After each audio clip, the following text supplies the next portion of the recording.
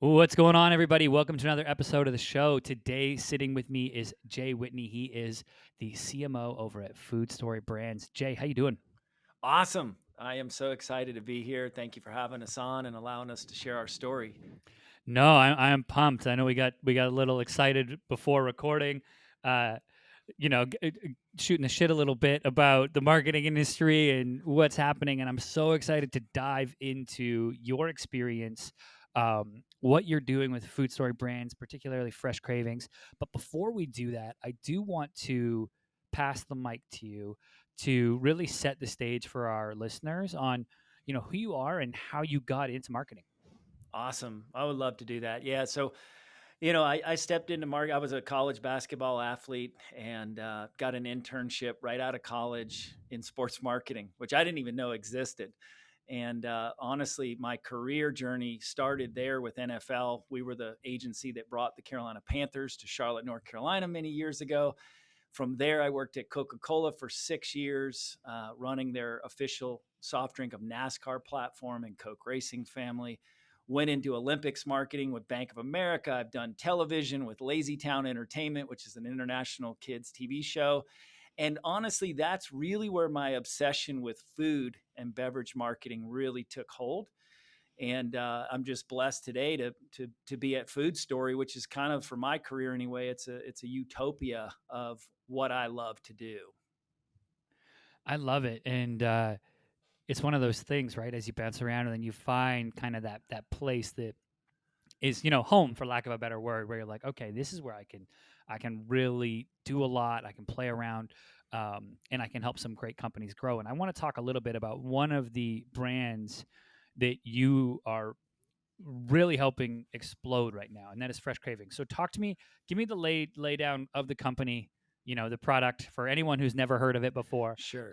Yeah, I'd love to hear. Yeah. So first and foremost, I mean, Food Story Brands, we're Arizona based, we're family owned, we are fiercely entrepreneurial company. Our model is much like an incubator in the sense that we've built out an all-star team of passionate foodies and subject matter experts that know how to commercialize and bring products and innovation to market quickly.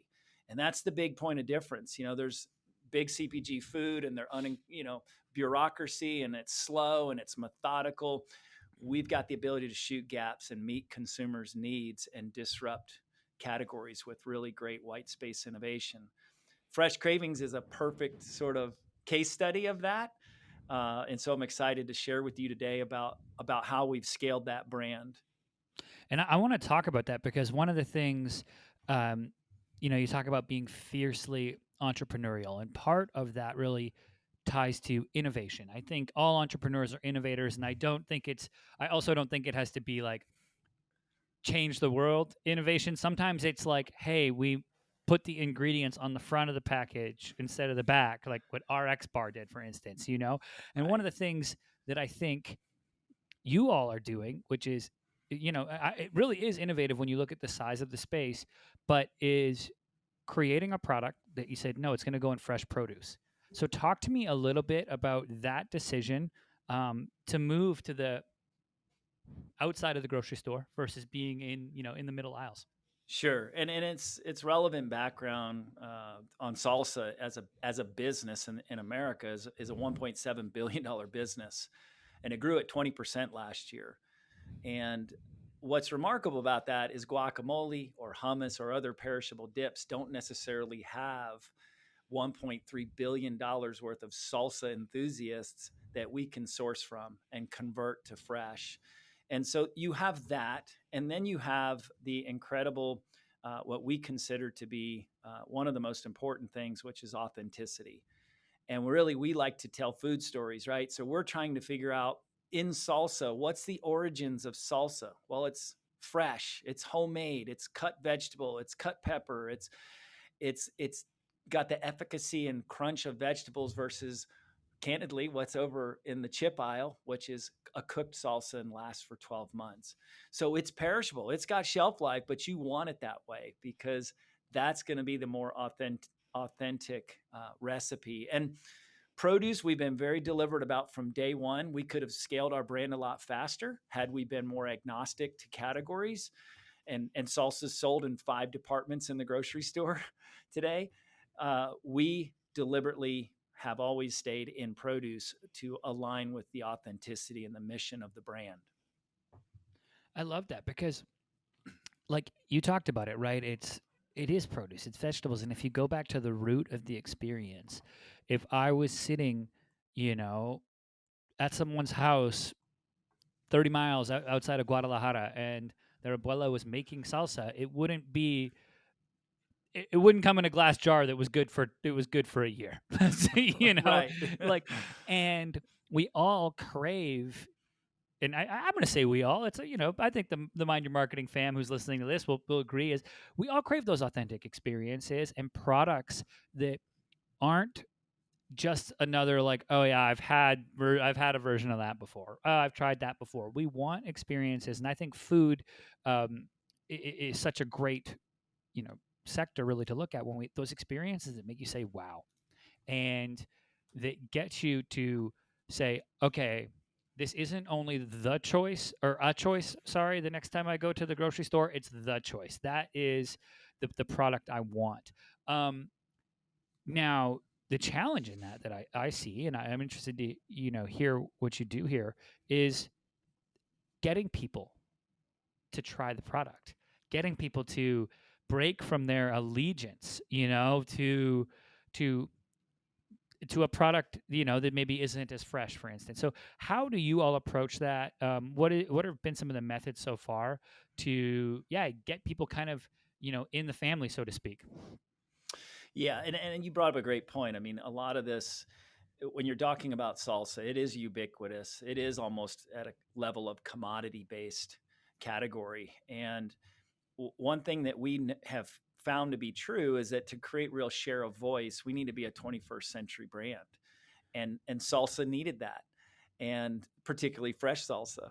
And so we built a marketing mix unlike anybody else in the category, with a playbook that time and time again, what we're doing, the tip of our marketing spear is connecting with consumers who are primed to make the switch, right? That are already looking for healthier snacking options, fresher ingredients, better for you quality. They're already looking for it. So, how do we intercept or pattern interrupt in a way through our social, our digital, our PR, our shopper marketing to connect with them? And then the biggest thing, Jordan, is awareness of the destination. Because I could tell you today, hey, we're in every Walmart in the country, but that wouldn't be enough because you may go to the store and go back to the chip aisle to look for me, right? I mean, and so a big part of how we get people to the case is that sort of very deliberate marketing, and a big message that we emphasize over and over and over is available in produce, so that consumers really get the awareness. And then it's about, obviously telling the story of the brand architecture and why the reasons to buy, and then the price. A lot of people perceive if it's in produce, oh, that's going to cost more. Mm-hmm. And the reality is, Fresh Cravings Salsa is more affordably priced than shelf stable salsas over in the grocery aisle. And so we've worked really hard to educate people on that. Yeah, actually, I have that in my notes here. It's just like it's consumer education, right? It's such a has to be a focal point when you're looking at what's an add-on purchase, right? Which is the next. It's I have to have the chips if I'm going to have the dip. and, but looking at that to go, hey, when you're in the produce section, that's where it is. And then I love this alignment too with the health conscious consumer, which that space is growing like wildfire over the last 5 years, and then not slowing down anytime soon. So when you look at a marketing mix, then is it looking at some health influencers, like other some of brands like that, where it's like, hey, look, what you put in your body matters. Here's an alternative that you can use. Leaning into that really from a marketing message. Oh, heck yeah. I mean, that's spot on. I mean, we're trying to figure out, our audience, and who that target is, and what are whether it be influencers or frankly, other brands that have the Mm-hmm. same DNA, that have the same product architecture and values and mission that we have. And really, you know as well as I do, a lot of this is about meeting consumers where they're at, and of course, tracking down where your target audience is going to be, and then who's going to impact them, who's going to have relevance that they're going to want to follow, right? And so we do a lot of influencer marketing, and a lot of them are focused on whether it be fitness or lifestyle or healthy nutritionists. We've covered quite the gamut of a variety of different types of influencers. I love that. And yeah, I love what you said there too. Finding brands that align, because this is a tactic that anyone listening can take, is go find someone who shares a customer base with you but is not a competitor. See if your values align. Are your product, is the ethos the same along those product lines? That can be software, that can be food, that can be anything. And those are the people that you should be partnering with, right? Yeah, and Um, let me add one thing there, Jordan, because frankly, hummus is now a big part of our brand too. So we launched with salsa in 900 stores 5 years ago. Today we're in 18,000 stores, and so we scaled very quickly. There's 240 brands in refrigerated salsa. We rose to number 3 inside 5 years, and have been a category leader at one of the nation's largest accounts for the past 4 years. So line extending into hummus was sort of an easy, alignment to the brand and to the mission, to the quality DNA that we have. What we love about it is we brought hummus into produce. In the United States, hummus is a deli item for the most part. The category is probably 98% over in the deli. Why did we bring it to produce? A, because that's where the health conscious shoppers are, and B, what do people eat hummus with? Carrots, celery sticks, cucumbers. So you talk about brand alignment, but also usage occasion alignment. So we're running a promotion with Duda, which is the number one celery stick partner vendor in the country, and we're doing these great promotions connecting our hummus and their celery sticks. And it's a beautiful basket building collaboration, and everybody's values align so perfectly, and it makes it easy for the consumer.